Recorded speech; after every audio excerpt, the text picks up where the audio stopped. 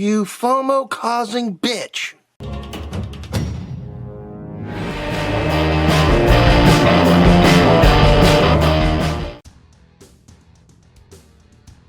So I will freely admit the Squadron Supreme was not on my bingo card. But here we are. So, Power Princess came out. And I was just kind of like, I'll never do the Squadron Supreme. I would do the Squadron Sinister, which is what this is supposed to represent to me. But, for those of you who don't know, Squadron Sinister was from another dimension, And this is supposed to be an allegory for the Justice League. So, Flash, Batman, Wonder Woman, Green Lantern, Superman. Just in case you didn't catch it. This was borderline copyright infringement. Done purposefully. And I thought it worked. Similarly, DC did a version of the Fantastic Four that I always forget the name of. Because they're really nothing burgers. And they led to the creation of Cyborg Superman. I'm getting way off track. But, long story short, was when she came out, I was like, nah, they're never going to do the Squadron Supreme. Then they announced these 2-packs. And I was like, oh, I can do the Squadron Sinister. Okay. Then she became super hard to find. Was upwards of $100 on the secondary market. I was like, holy shit, man. There ain't no way. No way. Then they announced a re-release of her. I went to Ollie's. I spent $20 for this, $20 for these two. Boom. And then secured her on her Zoic. Big enough to deliver, small enough to care. I don't get paid for that endorsement, so there you go. Anyway. And boom, I've got my Squadron Sinister. How are they? I mean, they're Marvel Legends. They can't stand, so they're all standing on stands. I've got 3D printed stands I get off of eBay for my Marvel Legends, but they're kind of a mixed bag. This one was the surprise because, you know, people are like, wait, Marvel doing a Wonder Woman? And it's like, well, excuse me while I straighten her up, because her weak ass ankles won't hold her up. And a lot of people bought this to make a custom Wonder Woman. I did not see that in my bingo card either.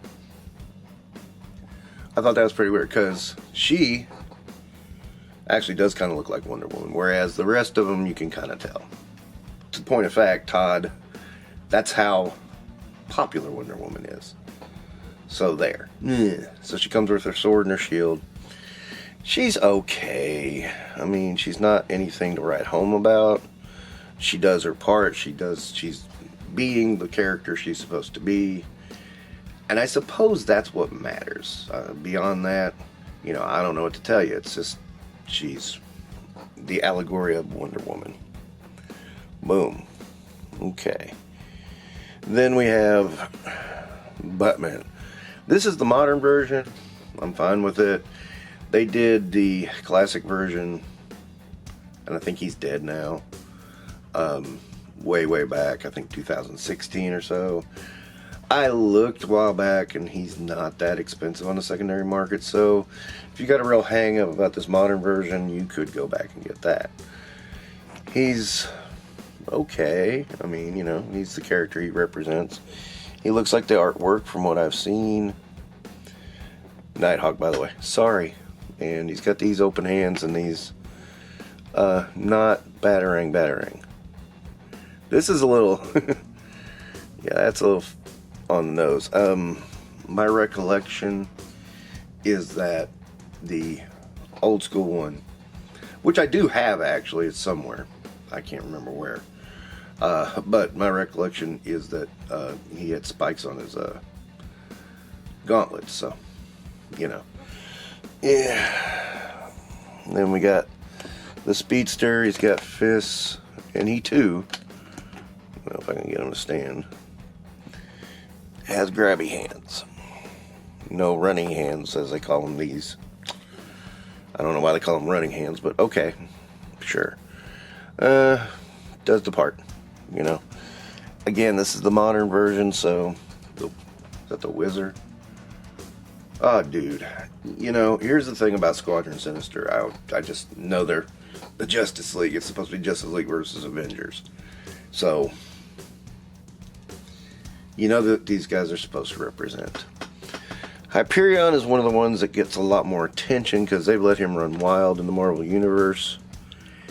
And Marvel Universe 3 3/4 inch went a little crazy. I'm going to adjust my camera. Okay. Went a little crazy with Hyperion. They gave us Hyperion, and then they gave us a comic pack with Dark Hyperion, and then Supreme Power Hyperion.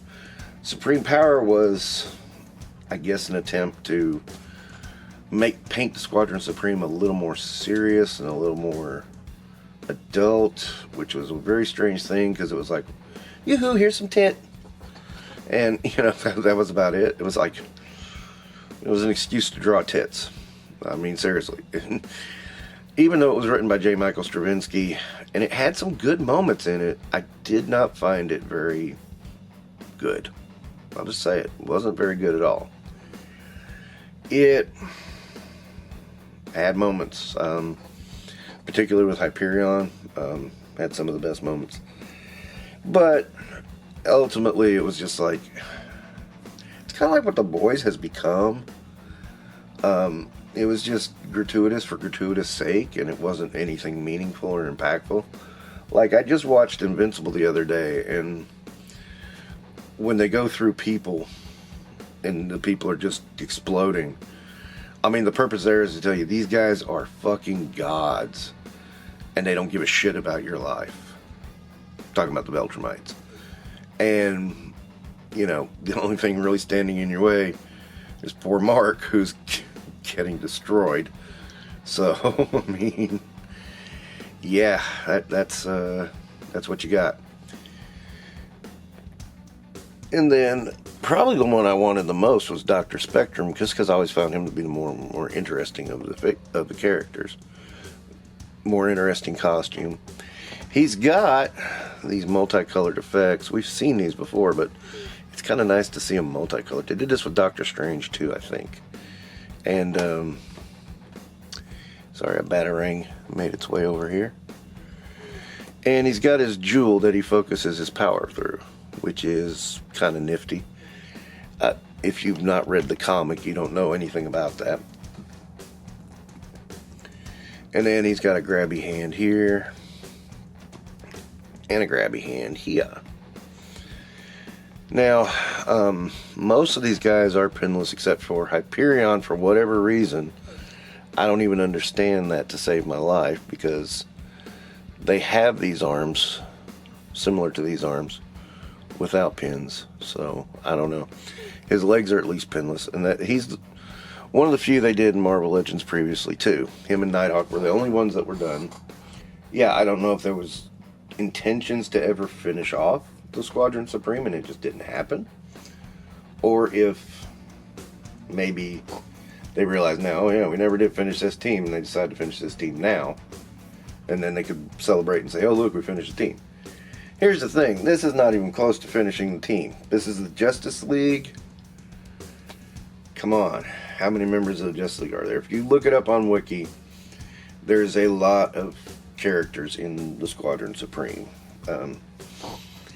Yeah, and they're all allegories for DC characters. They all work. I mean, they're different enough.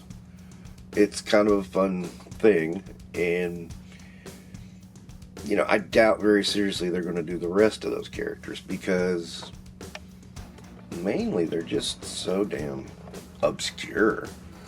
I mean, most people didn't know who these guys were. They didn't know, most people did not know who Power Princess was either. I mean, they thought, oh, it's Marvel making a Wonder Woman? And I had forgotten. I don't think there's been anything with the Squadron Supreme in many, many years. I mean, a long ass time. So I can understand people's confusion on that. It's not like, you know, this is definitely isn't like the X-Men or the Avengers even. I mean, this isn't even the Defenders. I mean, it's like, these guys are slightly more obscure than the Champions. And, yeah, a lot of people think, oh, you mean that Kamala Khan thing? No, I'm talking about the original one with Hercules and Black Widow and Ghost Rider. And a lot of people don't know that group. So again, I actually have that whole comic run, by the way. It's not a bad comic, I mean, but you know, for whatever reason it didn't catch on. And again, you know, obscure teams is kind of my thing. Obscure characters is kind of my thing. So here we are with the obscure team. But like I said, I'm using these as Squadron Sinister, and what I do like is that these kind of work as Squadron Sinister, because this guy looks like an evil Flash. I mean, he really does. Just look at him. And just look at him, the way the bolts go up on his eyes, it just makes him look a little sinister, you know. And let's face it, this guy, you know, Nighthawk does too. You know. Now these guys, I mean, they're bright colored and a little bit don't fit that mold so much. So, you know, yeah, I mean, it can go either way, I think. So I'm going Squadron Sinister and just saying that, and then boom. And I think bugs me is that,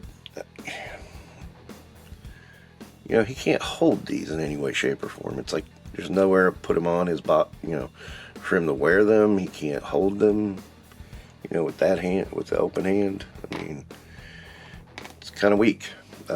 Bad, but it's Marvel Legends. What do you expect? It's Hasbro, right?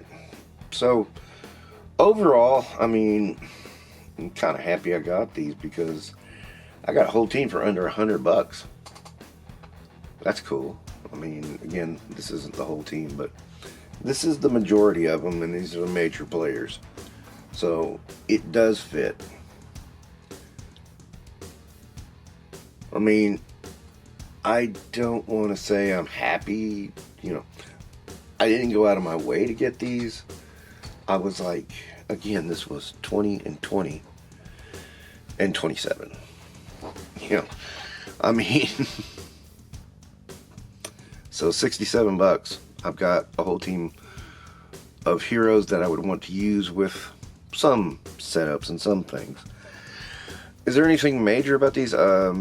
The joints are very stiff, I noticed. They're a little hard to pose. It's not impossible. You don't have to He-Man it. Well, you might want to heat them up a little bit, just in case. It feels like those joints that start out really tough and then really loosen up in a very short amount of time. Now, as I said, not my favorite team, not my least favorite team. They are the Squadron Sinister. I mean, they're some bad guys for the Avengers to kick ass on.